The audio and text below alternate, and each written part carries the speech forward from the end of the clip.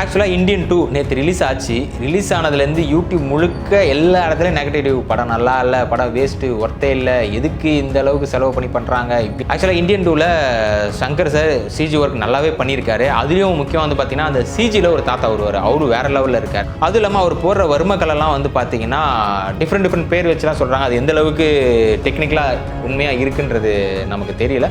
ஆனால் அந்த வர்மக்கலையை வச்சு ஒருத்தரை வந்து பெண்ணாகவும் ஆக்க முடியும், அதாவது அவங்களோட கேரக்டரை வந்து ஆண்லேருந்து பெண்ணாக மாற்ற முடியும், அதே மாதிரி அவங்கள குதிரையாக ஓட வைக்க முடியுன்ற விஷயங்கள் எல்லாமே பண்ணுறாரு. இதெல்லாம் பார்க்கும்போது ஏதோ மோடி மஸ்தான் வேலை அப்படின்ற மாதிரி தான் நமக்கு தோணுச்சு. ஆனால் ஒரு பாயிண்ட் ஆஃப்ல வரும்போது வந்து பார்த்தீங்கன்னா இதெல்லாம் வர்மக்கலையில் இருக்கா அப்படின்னு ஒரு கேள்வியுமே இருக்குது. அது மட்டும் இல்லை, படத்தில் நடித்த எல்லாருமே சிம்பாலிக்காக நமக்கு முன்னாடியே சொல்லியிருக்காங்க, நம்ம தான் அதை புரிஞ்சிக்கல. உதாரணத்துக்கு கமல் சாரே வந்து சொல்லியிருப்பாரு, இதை நிறைய வீடியோஸ்லையும் நீங்கள் பார்த்துருப்பீங்க. என்னன்னா, நான் இந்தியன் 2 நடிக்கிறதுக்கு காரணமே இந்தியன் 3 தான் சொல்லியிருப்பாரு. ஸோ அதுலேயே நம்ம சுதாரிச்சிருக்கணும்.